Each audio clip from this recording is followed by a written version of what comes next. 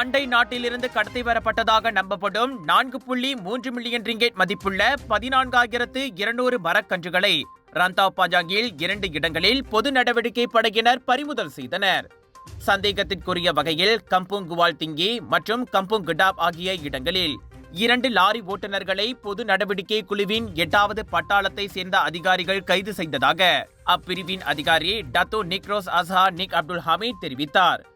காலை மணி 11 அளவில் கம்புங் கிடாப்பில் மேற்கொள்ளப்பட்ட முதல் நடவடிக்கையில் தாய்லாந்தில் இருந்து கடத்தி வரப்பட்டதாக நம்பப்படும் 9,200 மரக்கன்றுகள் பறிமுதல் செய்யப்பட்டன.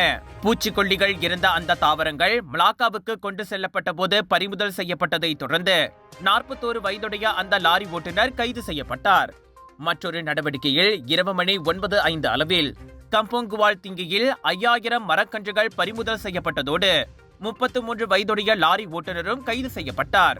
1976 ஆண்டின் தாவரங்கள் கட்டுப்பாட்டு சட்டத்தின் 5வது விதியின் கீழ் இந்த இரு சம்பவங்கள் குறித்து விசாரணை நடத்தப்பட்டு வருகிறது.